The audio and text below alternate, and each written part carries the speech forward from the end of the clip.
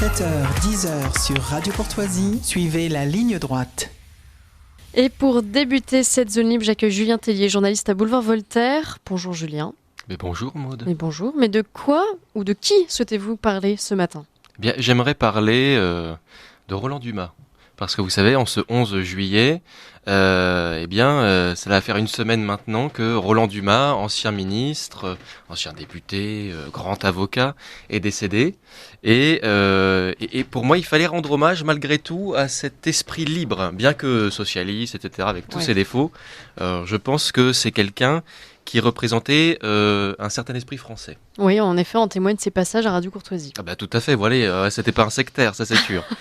Alors, ce n'est pas le Roland Dumas homme politique ou de l'avocat renard que j'aimerais particulièrement évoquer aujourd'hui avec vous, mais plutôt le Roland Dumas intime, plutôt Roland que Dumas, vous voyez. Oui. Et je ne connaissais pas personnellement Roland Dumas, mais dans mon entourage, j'ai quelques personnes qui ont pu graviter autour de lui, l'appréhender, le connaître personnellement, qui ont eu la chance de découvrir ce qu'il se cachait derrière cet œil si pétillant, un peu coquin. Et d'ailleurs, pour cela, j'ai préparé pour vous un petit son c'était en 2011 avec Catherine Sellac dans Thé ou Café. Ouais, on écoute. Le moment le plus heureux de votre vie? Quand j'étais ministre. A-t-on déjà essayé de vous corrompre? Oui, oh là, souvent. Et vous avez accepté? Jamais. La dernière fois que vous avez été dans l'illégalité? Pendant l'occupation. Le luxe dont vous ne pourriez absolument pas vous passer? Avoir suffisamment d'argent pour vivre. La première personne que vous aimeriez serrer dans vos bras, là-haut dans l'au-delà, si ça existe? Ma mère. Qu'est-ce que vous lui diriez? Eh bien voilà.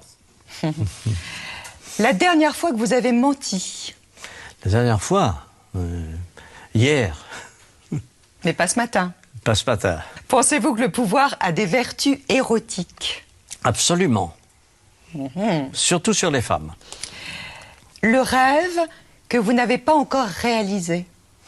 Le rêve que je n'ai pas encore réalisé. Être chef d'orchestre. Voilà, voilà. Mais c'était un grand passionné. Et comme je le disais, donc il y a une semaine, il rendait son dernier souffle, et c'est hier à 14h30 qu'ont eu lieu ses obsèques au cimetière de Louga à Limoges, sa ville de naissance et de cœur.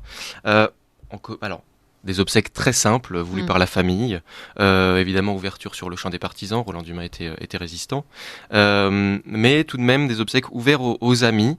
On ne va évidemment pas aborder les querelles familiales, mais pour un certain nombre de raisons, il y avait quelques, je dirais pas tensions, mais en tout cas... Tu peux. Mais ça rappelait un petit peu les obsèques de François Mitterrand, d'ailleurs, d'une certaine manière. Exactement, mais là, c'était peut-être encore moins... C'était peut-être un peu plus tendu, là. Et voilà, peut-être pas apaisé encore, mais bon, c'est à l'image de l'homme qu'il était. Après une très belle oraison du maire, on a eu droit à un discours assez poignant de son fils, enfin l'un de ses fils, Damien Dumas, et qui était visiblement ému par la perte d'un père qui... Bien qu'après une très longue vie, en fait, on s'est rendu compte que il ne l'avait pas si bien connu. Notamment avec un père très pris par le travail, ministre, ses responsabilités au Quai d'Orsay, son travail de député, mais aussi sa grande carrière d'avocat, et puis son amour des femmes, il ne faut pas l'oublier, ont pris une très très grande place dans sa vie, et il a pu parfois oublier un peu ses enfants. Et justement, ce fils évoquait toutes ces questions qui resteront à jamais sans réponse. Et Roland Dumas lui-même était fils d'un père, était évidemment un fils d'un père fusillé par les Allemands, et mort à 48 ans. Et lui-même évoquait toutes ces questions qui sont restées à jamais sans réponse. Et il y a véritablement chez Roland Dumas une absence, enfin un goût pour le culte du père. Ce père absent, lui-même l'a connu, lui-même l'a vécu, et d'ailleurs, ce modèle de courage pour lui, il le cultivait au point de conserver avec lui un petit dossier. Et d'ailleurs, on a là aussi un petit son de 2015. C'était une interview avec Darius Rochebin. C'était le trou noir, c'était évident. C'était ce qu'il y a de plus terrible que je traîne toujours dans ma vie. Quand on me dit quel est l'événement, un peu bêtement, quel est l'événement qui vous a le plus marqué, je fais référence à ça. Ça ne peut pas être autrement, vous savez. Quand j'avais 20 ans, j'ai été déterré, mon père, du sol même. Il n'était pas dans un cercueil, il était dans la terre. Et pour éviter à ma mère d'y aller, c'est moi qui suis allé. C'est moi qui ai reconnu le corps de mon père après la libération. Là, il y a des souvenirs, il y a des objets qui sont vraiment qu'à vous, hein. Oui, c'est vrai.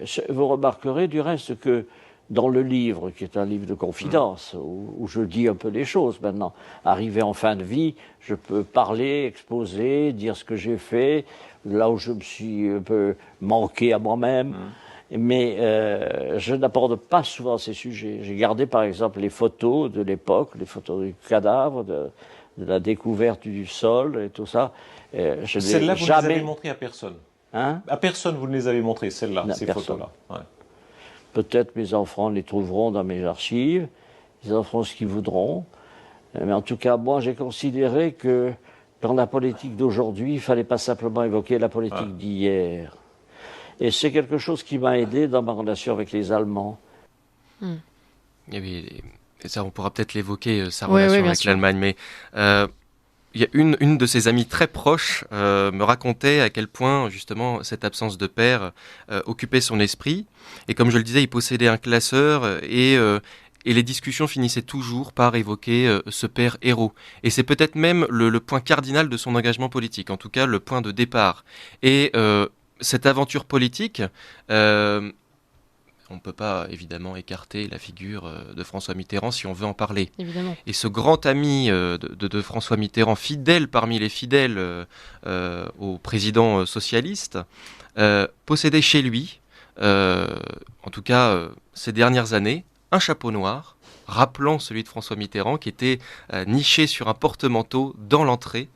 Et peut-être que finalement, cette figure paternelle, il l'a trouvée en François Mitterrand. Ça, c'est une réponse que nous n'aurons certainement jamais, parce que lui-même n'a pas vraiment souhaité y répondre. Bien sûr. Merci beaucoup, Julien. Je vous en prie, Maud. Et d'ailleurs, j'aimerais particulièrement faire un clin d'œil à une amie très proche qui est à ma gauche, ici même, qui a publié un ouvrage qui s'appelle Roland Conversation, qui est un recueil de petites lettres et qui permet certainement de découvrir un peu qui était Roland Dumas, qui était l'intime. Merci beaucoup, Julien Tellier. Et oui, effectivement, Roland Dumas était on va peut-être pas dire un intime, mais j'ai eu en fait la chance, comme beaucoup de gens, heureusement, de côtoyer Roland Dumas pendant quelques mois et de converser avec un homme qui avait une vie, mais c'était une aventure. C'est l'hommage qu'a rendu François Hollande. Alors c'est pareil, là on cite des gens ce matin qu'on n'aurait jamais cités auparavant, mais qui évoquaient toutes ces aventures. La vie de Roland Dumas, c'est une succession de chapitres extraordinaire, et c'est aussi le sens de l'hommage qui lui a été rendu hier aux obsèques à Limoges, où on a vraiment entendu des témoignages qui sortaient un peu de l'ordinaire. On ne parlait pas seulement de l'homme politique, d'ailleurs on n'en a pas parlé aux obsèques hier, on était vraiment sur l'homme, sur l'intime, sur le père absent, sur la répétition de ce qu'il a vécu lui, avec ce père effectivement fusillé par les Allemands pendant la Seconde Guerre mondiale. Roland Dumas, et c'est bien de le rappeler, a été résistant de la première heure. Il a rejoint son père, il traversait la France dans des trains avec des sacs d'armes, en espérant à chaque fois ne jamais se faire repérer, ne jamais se faire arrêter. Et voilà, il a participé de plusieurs manières à servir la France, quelles qu'en soient les façons et quel que soit le parcours politique qu'il a eu. Il a eu des opinions libres, il a été séduit par François Mitterrand, qui est devenu son confident, dont il a été avocat, qui est devenu aussi une espèce de père spirituel quand même. Enfin voilà, je pourrais en parler pendant des heures, Roland Dumas, parce que c'était vraiment un homme fascinant, d'une tendresse absolue, qui avait ses défauts, mais qui était, comme l'ont rappelé son fils et sa petite fille, un homme hors du commun que tout le monde aimait. En fait, on ne pouvait pas ne pas, à part peut-être Christine de Viejoncourt, mais on ne pouvait pas ne pas aimer Roland Dumas, c'était impossible. Et ça rompt avec les hommes politiques qu'on a aujourd'hui, et on pourrait faire un lien justement maintenant avec le Parti socialiste qu'on connaît aujourd'hui, avec ces hommes de gauche qu'on connaît aujourd'hui, qui n'ont rien à voir avec l'esprit, avec l'intelligence, de Roland Dumas. Mais tout à fait, mais encore une fois, c'était une autre époque. C'était une époque où les gens avaient une vraie culture, une vraie culture classique, des vrais fondamentaux et une vraie vision Si vous voulez, pour comprendre où l'on va, pour savoir où l'on va, il faut savoir d'où l'on vient. C'est la phrase bateau, tarte à la crème. Mais il était complètement comme ça. Mais je crois qu'elle est tout à fait vraie. Et Roland Dumas, à mon sens, savait d'où il venait. Alors il avait évidemment une vision socialiste des choses, etc. Mais d'un autre socialisme, comme l'a rappelé le maire de Limoges, justement. Exactement. C'était une autre vision du socialisme. Exactement. Et proche des gens. Enfin, après, oui, on peut dire gauche caviar, on peut dire oui, il vivait sur l'île Saint-Louis. C'était bien sûr. Mais enfin, le mec vient de loin quand même. Hein. Avec un vrai ancrage à Limoges, qu'il n'a jamais oublié d'ailleurs. Absolument. Mais c'était très beau. Et sur ces questions justement de foi, de religion, toutes ces questions qu'il s'est posées toute sa vie sur son père, des questions qu'il a posées à François Mitterrand et que François Mitterrand lui a posées lorsqu'il était sur son lit de mort, en fait, Roland Dumas, c'est sans cesse, il a vécu dans le doute permanent toute sa vie. En politique, personnellement, spirituellement. Et dans nos conversations, il y a... Si certains auditeurs veulent se renseigner sur effectivement ces conversations, il y a tout un chapitre long sur ces questions de spiritualité. Est-ce que Dieu existe ?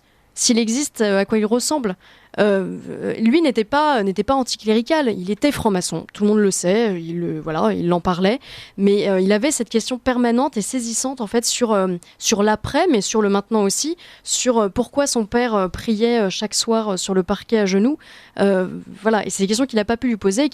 C'était peut-être d'ailleurs son seul regret, parce que Roland Dumas disait qu'il n'avait aucun regret. Mais je pense que sur cette relation avec son père et cette relation à l'au-delà, à Dieu, etc., il y avait des questions qui sont restées sans réponse et on en a parlé longtemps et jamais j'aurais apporté la moindre réponse, mais voilà, c'était vraiment très beau.